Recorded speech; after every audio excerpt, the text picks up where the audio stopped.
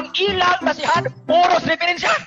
Puros encyclopedia. Siguro ko, nani sila Encyclopedia Britannica, World Almanac, mupamatuod nga si Kristo nagtukod si Bahang Romanong Katoliko. Aban, diha ka na. Sa Bible wala. Di na mapamatudan. Or sa gisulting soon. Tunay libro din niyo. Amo tog na amo ani. Kanay isog regalo gini sa atong amigo dila ko i-mention. Kay ako ko sang giprotektahan isoon. Ilon din hinga libro. Mato din isoon sa mga libro, Catholic believe the Pope and the Vatican and so Rome can change what the Bible says. O sa kunaison, ang Romanong Katoliko kuno mituo sa Santo Papa nga ang ilang pagtuo giusab kung unsay nasulat sa Biblia. Giusab ang Galatia chapter 1 verse 9 o 8 to 9. Bisan kinsa nga magwali sa kwahi sa among kinawali ipatunglo siya. Klaro, ang Romanong Katoliko nagwali wala sa Biblia. Tinunglo.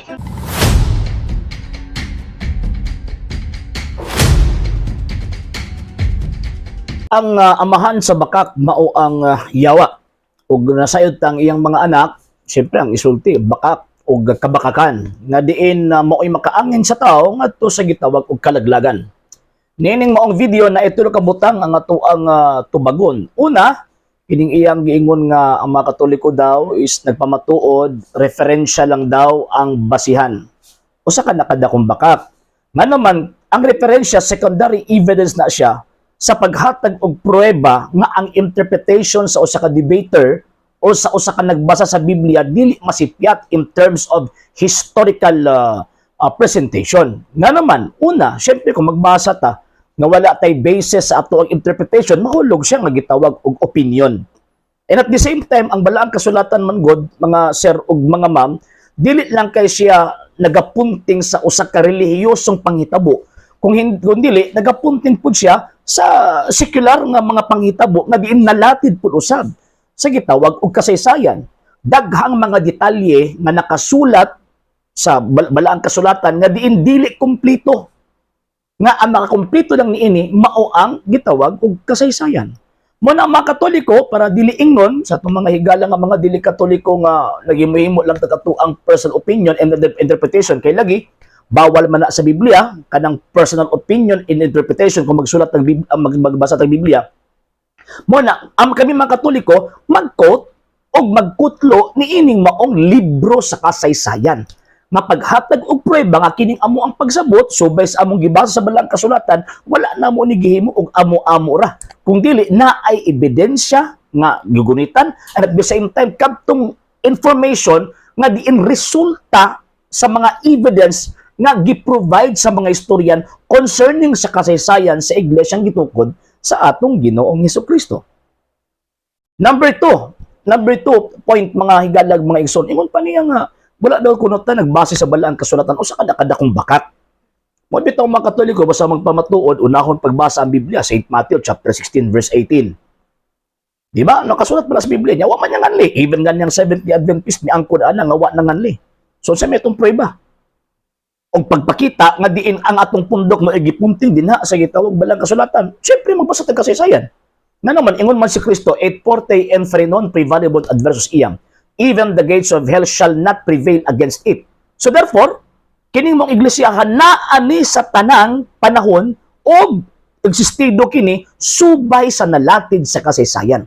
O ang kasaysayan nagtukan na kanang iglesiyaha mao ng iglesia Katolika, Apostolika, Romana. So mao na. Ika-third point na sa gikutlo nga reference ingon pa niya ang simbahang Katoliko daw pwede daw magbag-o sa nakasulat sa balaang kasulatan o sa nakadakong bakak. Way pagtulunan ang Santa Iglesia Katolika, Apostolika, Romana nga muusab siya kung unsay nakasulat sa balaang kasulatan. Duda ko sa iyahang gibasa. Nga naman kay kini mo mga tawhan na magbasa magkutlo og reference, particularly Ataques Katoliko, bisag standard pa na ilang gikutlo, surambawo nila na og tawag ining basa. Mabitaw niya gilito kung singalan sa libro unsa nga page kay para pagpadayag nga diin para inon sa tinuod kuno kana sa gibasang libro. Sa gibasa pa lang niya nga ingon daw nga ang simbahang Katoliko muusab daw sa pagtulunan or sa mga nakasulat sa balaang kasulatan. History na, dili na history. Kay way pagtulon na Iglesia Katolika, Apostolika, Romana nga ang mga obispo, ang Santo Papa, ang mga pari magausab siya kung unsa nakasulat sa balaang kasulatan. Wala ug wala gyud. Dogma sa Santa Iglesia Katolika, Apostolika, Romana nga ang Santo Papa, mga obispo, mga pari, they are all servants. They are just servants of the deposit of faith. O nya kanang deposit of faith, apil din na ang balaang kasulatan. Dili sila mulabaw sa deposit of faith. So buti pasabot usa ka dakong baka kung maingon sila nga katama Katoliko na kay pagtuo nga simbahang Katolika makausab sa Biblia. No. No ma'am, no sir. Wrong na Mr. Sabadingkoy. And lastly, ikatulong ay kaupat nga tawag ini nga punto katong ingon niya nga nalay sa chapter 1 verse 8 bisan gani kami usa ka anghel magwali kaninyong ebanghelyo nga lahi sa magiwali ipatunglo ingon pa niya ipatunglo daw to katong manudlo nga wala sa Biblia. Ang pinakaw na niguan na sila. Nga naman, nagtuo sila ni Ellen G. White, propeta, wa man as Biblia. Nagtuo sila, nag-adapt sila anang adlaw ipapahuli nga dili sila member sa Judaism, wala man as Biblia. Wala man sa Biblia nga ang mga Amerikano may gitagaan anang pagsugo sa adlaw ipapahulay. Ikatulo, wala man pud sa Biblia nga pastoy ang mangulo sa ilang iglesia. Wala sa Biblia. Hindi ka makabasa sa Biblia o never po ka makabasa sa Biblia ang gitukod ni Kristo Seventh-day Adventist. Never. So, buti pasabot, ang ilang pag-ingon kumo kay di mabasa, di tinuod o di ipatunglod ako no, sila'y unang gitawag og naigo. Sa atua dili Ang sa atua dili man ta sula eskriptura. Daghang mga butang ang gipangtudlo sa Kristohan ng iglesia nga wala nakasulat sa Biblia apan nagapunting sa tinuod. Mo na nga pag oras gani ang iglesia or sekta nga mag-exist gani mas nauna pang Biblia piki na. Manang simbahang Katoliko di magsalig Biblia lang. Nga naman, ang simbahang Katolika, nag-exist siya before pa naa ang libro na gitawag og Biblia.